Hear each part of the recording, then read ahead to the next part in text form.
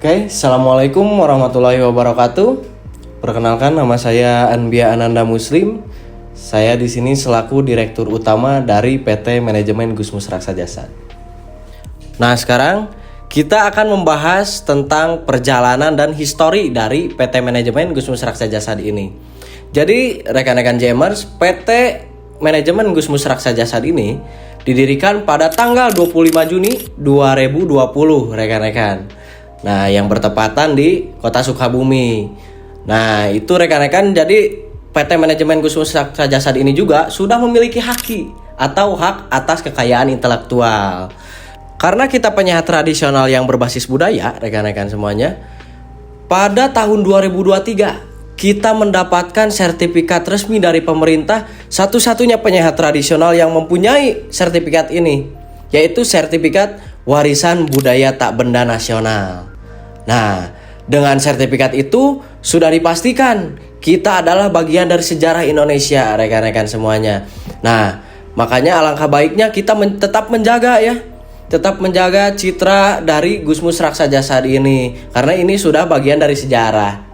Di lain itu, rekan-rekan semuanya, kita juga ada banyak lembaga-lembaga yang menaungi kesejahteraan terapis, mulai dari lembaga pendidikan, lembaga SDM sumber daya manusia, kemudian lembaga sertifikasi dan profesi, kemudian lembaga penyediaan produk herbal, dan yang terakhir ada lembaga finance. Oke, nah tadi kita berbicara tentang lembaga dan instansi yang ada di PT Manajemen Gusmus Raksa Jasa ini. Apa aja sih lembaga dan instansi yang ada di PT Manajemen ini? Nah, yang pertama, rekan-rekan sekalian, ada dari lembaga pendidikan. Nah, tugasnya lembaga pendidikan ini adalah yang pertama untuk membuat kurikulum yang ada di Gusmus Raksa Jasa ini. Nah, kemudian yaitu memfasilitasi pendidikan berjenjangnya, rekan-rekan. Jadi ada 4 jenjang pendidikan yang ada di Gusmus Raksa Jasa ini. Yang pertama itu ada basic, jenjang pertama. Jenjang basic ini sama dengan kalau di kita itu SMK. Kemudian yang jenjang keduanya itu ada advance. Nah, kalau advance ini sama dengan jenjangnya D1, rekan-rekan sekalian. Kemudian yang ketiganya itu ada profesional. Nah, kalau profesional ini sama jenjangnya dengan D2. Dan yang terakhir master itu sama jenjangnya dengan D3. Nah, kita itu kalau nanti udah menyelesaikan jenjang pendidikannya, rekan-rekan, kita itu akan mendapatkan gelar. Dan gelar tersebut dikeluarkan oleh LSP, yang dimana LSP ini sudah dinaungi oleh Badan Nasional Sertifikasi dan Profesi, rekan-rekan. Jadi kalau ntar misal rekan-rekan sudah mengikuti jenjang pendidikan advance misalnya, nah kita itu akan mendapatkan gelar gitu, rekan-rekan sekalian, yang dikeluarkan oleh LSP tersebut. Nah, kemudian tadi berbicara LSP, jadi lembaga kedua kita ini ada LSP namanya. Jadi LSP ini adalah lembaga sertifikasi profesi, rekan-rekan sekalian.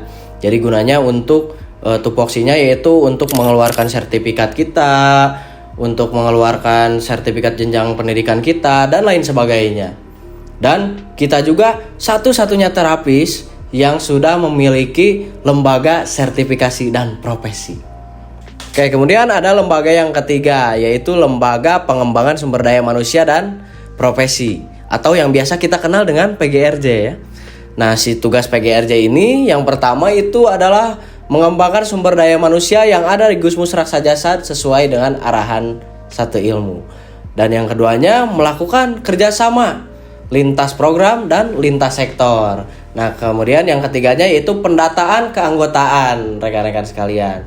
Nah, jadi dengan adanya PGRJ ini, rekan-rekan sekalian, jadi kita bisa bekerja sama dengan Badan Ketenagakerjaan, rekan-rekan.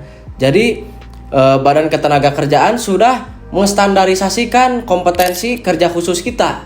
Nah, dan satu lagi nih ada, kita juga sudah bekerja sama dengan Kemenkes. Dan Kemenkes juga sudah merekomendasikan pertama untuk Gusmus Raksa Jasa. Kemudian lembaga yang berikutnya, yang keempat itu adalah lembaga etika dan advokasi. Nah, jadi lembaga etika dan advokasi ini, rekan-rekan, atau yang biasa kita sebut dengan Resival itu, Jadi tugasnya itu untuk mendisiplinkan dan menertibkan terapis Gusmus Raksajasa. Jadi nanti kalau misal contohnya kayak ada yang tidak mengikuti sistem, nah Resival tuh yang turunnya gitu. Jadi Resival tim kedisiplinan gitu rekan-rekan. Nah kemudian lembaga yang selanjutnya itu adalah lembaga logistik dan herbal atau yang biasa kita kenal dengan PT Pancatunggal Wibawa ya rekan-rekan. Nah jadi tugasnya PTW ini, jadi yang pertama mengelola dan memproduksi herbal.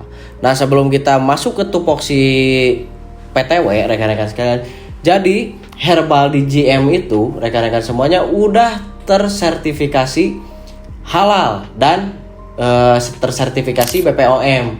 Jadi ini adalah salah satu senjata atau ujung tombak kita ya rekan-rekan. Makanya kita harus berbangga hati nih sebagai rekan-rekan GMers ya, karena itu tidak mudah mendapatkan sertifikasi seperti itu rekan-rekan sekalian. Nah lanjut ke tupoksi PTW. Terus tadi yang kedua melakukan pendistribusian herbal, dan yang ketiganya melakukan analisa produk itu rekan-rekan. Oke, rekan-rekan Jamers, yang terakhir itu ada lembaga finance atau keuangan atau yang biasa sering kita sebut dengan BMT Kertara Harja. Nah, jadi si tugas BMT ini rekan-rekan Jamers, jadi yang pertama itu tugas BMT adalah mengelola simpan dan pinjam anggota. Nah, jadi rekan-rekan Jamers juga bisa nabung dan bisa pinjam uang juga sesuai dengan takaran rekan-rekan masing-masing atau porsinya. Kemudian yang keduanya yaitu adalah mengelola zakat, infak, dan sodako. Nah ini yang luar biasa rekan-rekan di finance. Jadi pengelolaan zakat, infak, dan sodako ini adalah mengikuti cara Rasul ya, yaitu baitul mal. Nah jadi contohnya di pengelolaan zakat, infak, dan sodako ini adalah seperti kayak ada bencana alam di mana kita ikut donasi gitu, kayak acara amal ke rumah yatim piatu dan lain sebagainya, acara amal gitu rekan-rekan. Sangat luar biasa ya. Oke rekan-rekan Jamers, tadi adalah sekilas perjalanan dan histori tentang PT Manajemen Gusmus Raksajasa ini, dan dengan yang ada di dalamnya lembaga dan instansi yang tadi saya jelaskan, dan banyak sertifikasi dan legalitas yang kita dapatkan rekan-rekan. Jadi kayak tadi WBTB ya, warisan budaya tak benda, tidak semua penyair tradisional mempunyai itu. Makanya itu adalah salah satu senjata utama kita ya rekan-rekan, karena kita itu penyair tradisional berbasis budaya, dan kita adalah bagian dari sejarah rekan-rekan sekalian. Karena kenapa bagian dari sejarah? Ya karena itu tadi warisan budaya tak benda nasional tadi rekan-rekan. Nah makanya tinggal rekan-rekan JMers pilih aja, apakah rekan-rekan mau jadi pelaku sejarah atau penonton sejarah. Itu pilihan rekan-rekan. Mungkin itu saja rekan-rekan storytelling ya mungkin dari saya tentang PT Manajemen Gusmus Raksajasa. Terima kasih. Billahi taufiq wal hidayah. Assalamualaikum warahmatullahi wabarakatuh.